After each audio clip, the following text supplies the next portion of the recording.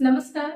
The Bihar teachers history makers hashtag TVT hashtag मेरा mobile मेरी शिक्षा में आपका स्वागत है। आज मैं super crash course for 2025 board exam के लिए जो बायोलॉजी का 6th चैप्टर है वो पढ़ाने जा रही हूँ और 6th चैप्टर में है जैव प्रक्रम। तो जैव प्रक्रम को पढ़ेंगे, हम लोग समझेंगे पहले कि जैव प्रक्रम है क्या, और इस चैप्टर में जो भी इम्पोर्टेंट चीजें हैं, जो भी टॉपिक्स एग्जाम में आ सकते हैं, हम लोग उसे डिस्कस करेंगे। तो बच्चों चलें शुरू करते हैं बायोलॉजी का जैव प्रक्रम चैप्टर। जैव प्रक्रम पढ़ने के पहले हमें जानना होगा कि जैव प्रक्रम है क्या, और उससे भी पहले हमें जानना होगा कि सजीव और निर्जीव किसे कहते हैं, सजीव और निर्जीव में क्या फर्क होता है, और सजीव और निर्जीव के फर्क को जब हम जानेंगे फिर अगर हम जैव प्रक्रम की बात करेंगे तो ये बहुत ही अच्छे से समझ में आएगी। तो बच्चों जैसे ही आपसे यह पूछा जाएगा कि जैव प्रक्रम क्या होता है, तो या फिर सबसे पहले पूछा जाएगा कि सजीव क्या है या निर्जीव क्या है। तो अगर छोटे कक्षाओं में आपसे यह सवाल पूछा जाता तो आप क्या कहते कि जो बोल सकता है, जो चल सकता है ना, तो उसे सजीव कहते हैं, या फिर जो अपने ही जैसे बच्चे उत्पन्न कर सकते हैं उसे सजीव कहते हैं। लेकिन अब आप क्लास 10th में हो तो थोड़ा सा डेफिनेशन बढ़िया देना होगा ताकि आपको उसी के अनुसार मार्क्स मिले, क्योंकि अब आप हायर क्लासेस में हो तो उसी तरह से जैसे जैसे आप सीनियर क्लासेस में जाओगे आपके डेफिनेशन में कॉम्प्लेक्सिटी आती जाएगी। तो अगर आपसे यह सवाल पूछा जाए बच्चों कि बताइए सजीव और निर्जीव से आप क्या समझते हो, तो आप कहोगे कि ऐसे जीव जिनमें ग्रोथ होता हो, है ना, उसे सजीव कहेंगे, या फिर जो रिप्रोड्यूस करते हो यानी कि जिनमें जनन होता हो। उसके बाद आप कहोगे कि ग्रोथ और रिप्रोडक्शन से जानने के बाद हम एक्सक्रीशन से भी जानेंगे कि अगर उसमें जो भी उनके शरीर में अवशिष्ट पदार्थ बनते हैं उन अवशिष्ट पदार्थों का अगर वो सर्जन करने में सक्षम है तो आप कहोगे कि यह सजीव है। और इस तरह से बहुत सारे प्रॉपर्टीज, मुझे लगता है कि 10 से 12 प्रॉपर्टीज आप बता सकते हो कि इस आधार पर आप कह सकते हो कि फला चीज सजीव है और यह चीज निर्जीव है। जैसे अगर आप लोकोमोशन लो यानी कि उनमें गति है कि नहीं, मूवमेंट है कि नहीं, तो गति के आधार पर भी आप कह सकते हो कि जब गतिशीलता है चीजों में, अगर कोई वस्तु बिना किसी एक्सटर्नल फोर्स के एप्लीकेशन के अपने स्थान से परिवर्तित कर सक रहा है, अपने स्थान से दूसरे स्थान की ओर जा सक रहा है, तो आप कहोगे कि गतिशीलता के आधार पर आप कहते हो कि यह चीज सजीव है। लेकिन बच्चों कुछ आप एक्सेप्शनल केसेस होते हैं, कुछ अपवाद भी हैं जिस कारण सारे कैरेक्टरिस्टिक फीचर्स को उस कैटेगरी में नहीं रखा जा सकता है, क्योंकि जब आप अपनी पुस्तक में देखोगे तो केवल 4 कैरेक्टरिस्टिक फीचर्स हैं जिसके आधार पर आप सजीवों को निर्जीवों से अलग कर सकते हो। हम उन चारों को तो पढ़ेंगे, लेकिन सबसे पहले यह जानेंगे कि किस आधार पर हमने 10 से 12 कैरेक्टरिस्टिक्स हैं और उनमें से केवल 4 कैरेक्टरिस्टिक्स को ही हमने लिया है सजीवों को निर्जीवों से अलग करने में। ऐसा क्यों? तो बच्चों देखो, हम ऐसे कैरेक्टरिस्टिक फीचर्स को लेंगे जो फंडामेंटल है। फंडामेंटल मतलब आप कह सकते हो कि जो सारे लिविंग ऑर्गेनिजम्स में पाए जाए, है ना। अगर किसी भी एक लिविंग ऑर्गेनिजम्स में वह नहीं पाया जा रहा है, इसका मतलब है कि वह फंडामेंटल कैरेक्टर नहीं है, या उस बेसिस पर हम सजीवों को निर्जीव से अगर विभेदित करते हैं तो यह गलत होगा। इसलिए केवल 4 बेसिक कैरेक्टरिस्टिक्स हैं जिसके आधार पर आपको बताया गया है कि सजीव और निर्जीव में क्या फर्क है। अगर आपको सजीव और निर्जीव में फर्क करने आता है तो आप सिर्फ 4 कैरेक्टरिस्टिक फीचर्स को लोगे। तो आगे हम देखते हैं कि ये 4 कैरेक्टरिस्टिक फीचर्स कौन कौन से हैं। तो बच्चों अगर अब आपने सीखा कि जैव प्रक्रिया कौन कौन सी है जिनके आधार पर आप सजीवों को निर्जीवों से अलग कर सकते हो, है ना। अगर आप सजीवों को निर्जीव से अलग करते हो कि गतिशीलता को आधार बनाया जाए, तो बच्चों गतिशीलता तो पंखे में भी है। जब पंखा घूमता है तो क्या वह पंखा सजीव है? सजीव कहना चाहिए क्या? बिल्कुल नहीं। अगर आप पंखे को सजीव नहीं कर सकते क्योंकि गतिशीलता है, फिर भी आप उसे सजीव नहीं कह रहे हो क्योंकि वो गतिशीलता आपके एक्सटर्नल फोर्स के कारण है। वह पंखा अपनी ऊर्जा से नहीं चल सकता है, उसे आप कोई एक्सटर्नल फोर्स दे रहे हो, चाहे वह बैटरी से चल रहा हो, चाहे वह इलेक्ट्रिसिटी की मदद से चल रहा हो, वह किसी एक्सटर्नल फोर्स की मदद से चलता है, तो इसलिए हम पंखे को निर्जीव कहते हैं। तो बच्चों इस आधार पर तो गतिशीलता को रखी ही नहीं जा सकती है इस कैटेगरी में जिससे कि आप सजीवों को निर्जीव से अलग कर पाओ। अब आता है ग्रोथ। तो बच्चों ग्रोथ को भी सजीवों को निर्जीव से अलग करने की कैटेगरी में एक कैरेक्टरिस्टिक फीचर्स माना गया है। लेकिन बच्चों ग्रोथ में आपको याद रखना होगा कि वह ग्रोथ इंटरनल होनी चाहिए। एक्सटर्नल ग्रोथ को आप सजीवों में भी देख सकते हो। जैसे अगर मैं आपको कहूं कि ग्रोथ से आप बता सकते हो कि यह सजीव है यह निर्जीव है, तो यह भी गलत होगा। इसलिए गलत होगा कि कुछ ग्रोथ ऐसे भी हैं जिसे आप देख ही नहीं सकते। क्या आपने पौधों को बढ़ते हुए देखा हो? किस क्षण पौधे बढ़ जाते हैं? या आप जीवों को बढ़ते हुए देखते हैं? नहीं।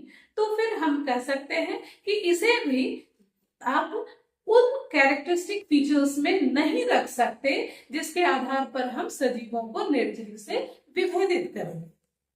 लेकिन बच्चों अगर ग्रोथ इंटरनल हो, इंटरनल जैसे लिविंग ऑर्गेनिजम्स में जो ग्रोथ होता है वह सेल डिवीजन के कारण होता है। तो अगर सेल डिवीजन हो रहा है किसी भी वस्तु में, सेल डिवीजन हो रहा है, इसका मतलब है कि वह सजीव है।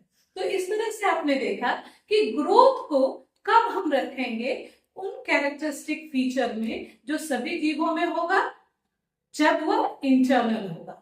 एक्सटर्नल ग्रोथ की बात करें तो अगर परत दर परत जमती जा रही है किसी चीज की और वहां पर उसमें उसके साइज में वृद्धि हो रही है, क्या यह ग्रोथ कहलाएगी? बिल्कुल नहीं। ऐसे तो पहाड़ जो बन रहे हैं, पहाड़ों के बनने की प्रक्रिया, या फिर आप मरुस्थल में जाओ, वहां जो सैंड ड्यून्स है बच्चे, तो वहां क्या होता है, हवा बालू को उड़ाकर लाती है और एक जगह पर जमा करती जाती है और इस तरह से एक टीले का निर्माण होता है। और उस टीले में भी टीले की साइज में तो परिवर्तित हुआ ना, जो साइज पहले छोटा सा था वो टीला बनकर अब पहाड़ों की आकृति वाला हो गया है। तो इस ग्रोथ को आप लिविंग ऑर्गेनिजम्स को नॉन लिविंग थिंग्स से अलग करने के लिए नहीं यूज कर सकते, क्योंकि यहाँ पर जो ग्रोथ हुआ है वह एक्सटर्नल है, बाह्य है। बाह्य ग्रोथ को आप नहीं देख सकते। आपको जब भी देखना होगा तो आप इंटरनल ग्रोथ को देखोगे। तो इस तरह से हमने देखा कि ग्रोथ को आप शामिल कर सकते हो जीवों को निर्जीवों से अलग करने में। इस तरह से बच्चों हमने देखा कि इंटरनल ग्रोथ को हम कैरेक्टरिस्टिक फीचर्स में रख सकते हैं जो बताएगा कि लिविंग थिंग्स कैसे नॉन लिविंग थिंग्स से अलग है, या कैसे लिविंग यह चीज लिविंग थिंग्स है और यह नहीं है। अब जो दूसरा कैरेक्टरिस्टिक फीचर था वह हमने डिस्कस किया था लोकोमोशन। लोकोमोशन यानी गतिशीलता। तो गतिशीलता वह आधार नहीं है जो आपको सजीवों को निर्जीवों से अलग करने में मदद करेगी, क्योंकि गतिशीलता तो निर्जीवों में भी होती है और कुछ ऐसे भी सजीव हैं, कुछ ऐसे भी जीव हैं जो अपनी जगह पर फिक्स हैं। कुछ एनिमल्स होते हैं जो अपने जगह पर फिक्स होते हैं और अपने स्थान में जीवन भर कोई परिवर्तन नहीं करते। तो लोकोमोशन को भी हम सजीवों को निर्जीव से अलग करने में नहीं रख सकते। तो फिर जनन आता है कि नहीं बच्चों? अब हम देखते हैं कि जनन हमें मदद करता है कि नहीं सजीवों को निर्जीव से अलग करने में। तो बच्चों जनन में भी क्या होता है कि अपनी ही तरह के जीवों की उत्पत्ति होती है। जैसे मनुष्य है तो मनुष्य अपने ही तरह के जीव यानी मनुष्य के बच्चे पैदा होंगे और जो मनुष्य से सिमिलर होंगे। अगर घोड़े के बच्चे को देखोगे तो वह घोड़े से सिमिलैरिटी रखेगा। तो इस तरह से सभी जीव अपने ही प्रकार की संतति उत्पन्न करते हैं और इसे ही रिप्रोडक्शन कहा जाता है। लेकिन बच्चों, जो भी रिप्रोडक्शन है वो आप देखोगे कि कुछ ऐसे भी ऑर्गेनिजम्स हैं जहां रिप्रोडक्शन होता ही नहीं है, या फिर अगर होता भी है तो अपने ही तरह की संतति वह उत्पन्न नहीं कर सकते। जैसे कि आप देखोगे हनी बी, हनी बी में क्या होता है कि जो रिप्रोडक्शन होगा वह क्या करेगा कि कभी कभी इनफर्टाइल बच्चे भी पैदा होते हैं। तो इनफर्टाइल बच्चे जब पैदा होंगे तो वह तो अपने पेरेंट्स की तरह फर्टाइल नहीं है। तो इस तरह से आप कह सकते हो कि रिप्रोडक्शन को भी हम उस कैरेक्टरिस्टिक फीचर में नहीं रख सकते जो हमारी मदद करेगा सजीवों को निर्जीव से विभेदित करने में। जैसे कि आप देखो हॉर्स और डोंकी, है ना, हॉर्स और डोंकी के क्रॉस से एक जीव उत्पन्न होता है जिससे म्यूल यानी कि खच्चर कहते हैं। और यह खच्चर क्या होता है, सेक्सुअली इनफर्टाइल होता है, यह अपनी संतति पैदा नहीं कर सकता। तो इस तरह से यह कैरेक्टरिस्टिक फीचर तो सभी जीवों में पाया नहीं जा रहा है, इसलिए इसे भी हम उन कैरेक्टरिस्टिक फीचर में नहीं रखेंगे जो हमें सजीवों को निर्जीव से फर्क करने में मदद करेगा।